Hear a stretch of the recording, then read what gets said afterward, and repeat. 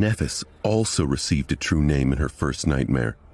To get his own, Sunny had to deal with Hero and Mountain King while possessing a completely useless aspect, an impossible feat that seemed to have pleased the spell very much. He wondered how she had gotten hers. Sleepers in the cafeteria were struck dumb by the revelation of this achievement.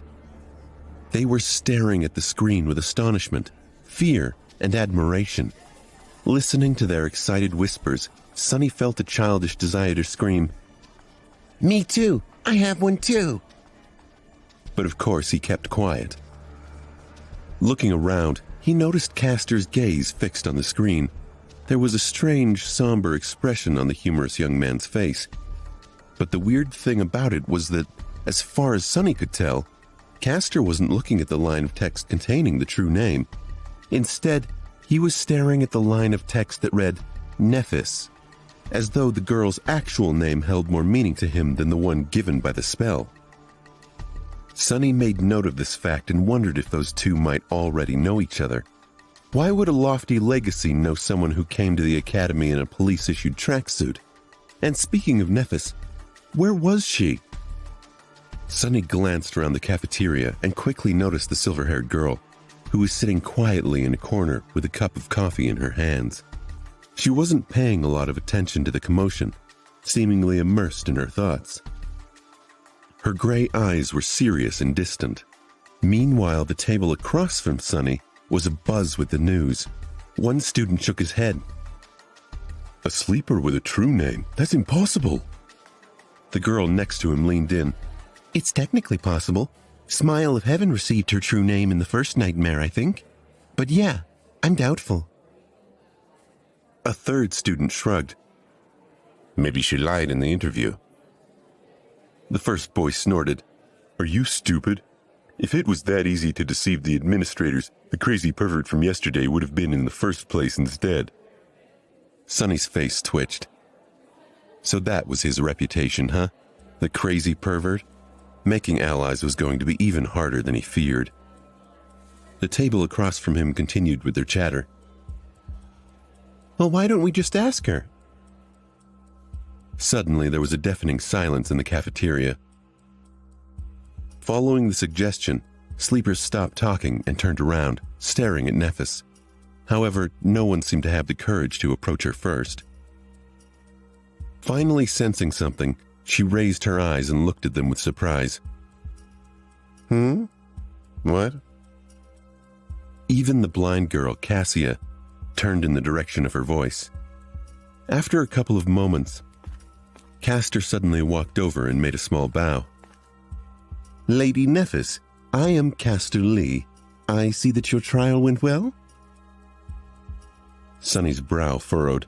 Did he just call Nefis lady? Why is he addressing her that way? And he had to introduce himself, so they must not know each other after all. Nefis seemed to be a bit perplexed by the question. After thinking for a while, she smiled brightly and shrugged. "It is what it is." Castor awkwardly returned the smile. "I see. I am very glad that you returned unharmed. Not that I doubted your abilities." Nefis nodded. "Thank you." After that, she returned to her coffee, indicating that the conversation was over, or simply oblivious to everyone's attention. Sunny sighed. How mysterious. There were a lot of thoughts on his mind. However, none of them could distract him from the most important thing, breakfast. A few seconds later, he had forgotten all about the awkward dynamic between Castor and Nefis, and was happily shoveling down his food. After breakfast, Sunny made his way to the wilderness survival class. He was pleased to see it on his schedule, remembering how important Jet said it was.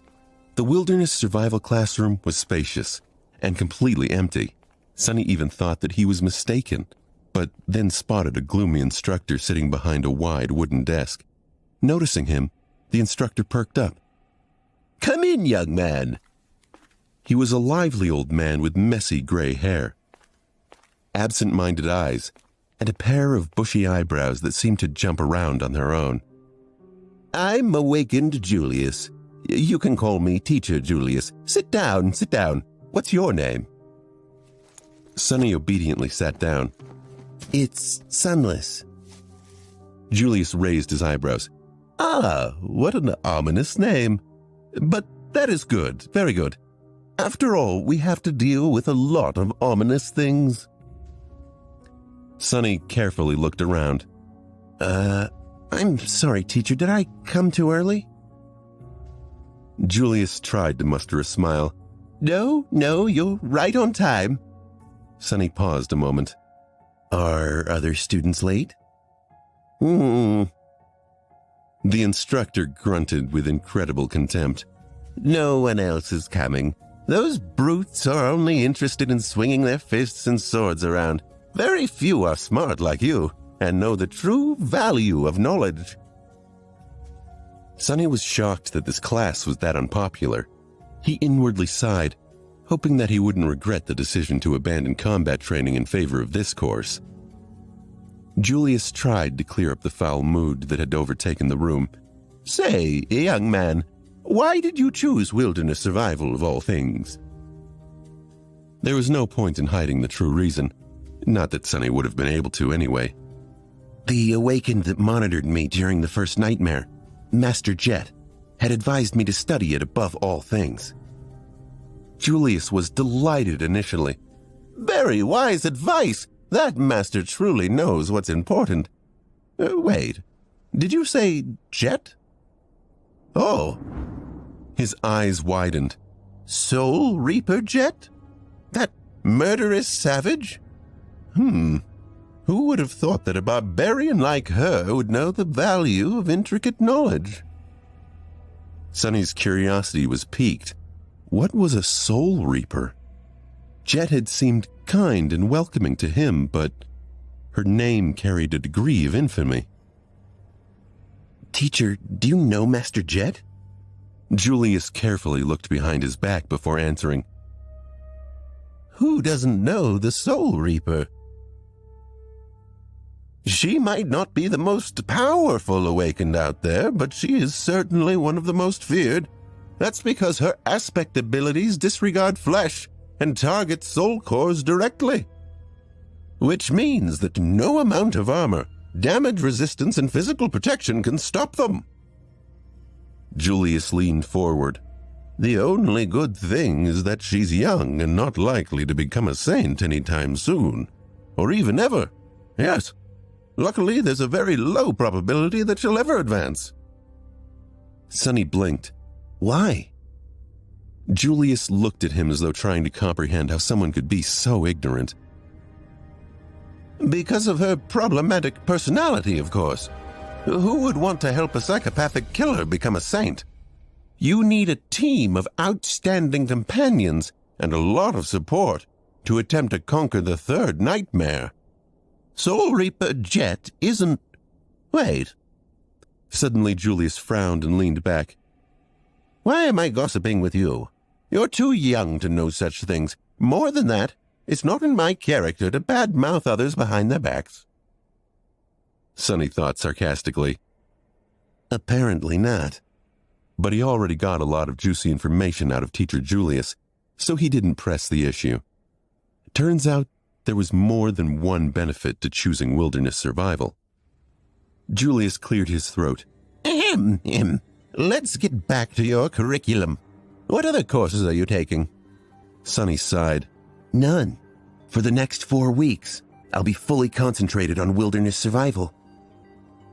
Julius stared at him for a whole minute, an expression of utter astonishment written clearly on his face. Then slowly an excited gleam appeared in his eyes. Finally he grinned. "Wonderful! This is wonderful! You're such an astute young man. Don't you worry. In 4 whole weeks, I will make you immortal." Sunny's lessons with Teacher Julius started pleasantly and without much tension, but just an hour later he felt like his head was ready to explode. There was so much new information, and all of it was so strange and counterintuitive. For someone who had never left the walled-off, sheltered confines of the city, From time to time, Julius gasped at Sonny's lack of knowledge and relevant experience. However, he had a good attitude and an endless enthusiasm for teaching. Whenever Sonny stumbled, he would patiently slow down and allow his student to catch up. The curriculum that Julius planned out was practically insane. There was an endless amount of theoretical knowledge to learn, practical lessons both in virtual reality and the real world, and numerous obscure niche subjects to study. There were even several lessons dedicated exclusively to learning the basics of several dead languages of the dream realm. Sonny doubted Julius's decisions. Why would I need to learn new languages? The spell automatically translates everything. Julius was uncompromising. The spell is not a translator. Do you think it has the time to express the intricacies of human speech? Let's say you're seeking after shelter in a ruin and find an inscription that reads, "Certain death ahead." There are 30 words for death in the rune language. Just by knowing the runes, you'll be able to deduce what kind of danger there is. On the first day, they studied until the sun was about to set. Only then did Julius decide to let Sonny go. Mentally exhausted and lamenting the fact that he had to miss lunch and dinner, Sonny decided to gently remind his teacher about the importance of food for maintaining high levels of concentration tomorrow. After returning to his room, he fell on a chair and stared blankly into the distance for a while. Then, as though remembering something, Sonny turned to his shadow. He observed the shadow for a few seconds and then grinned. Let's see what you can really do.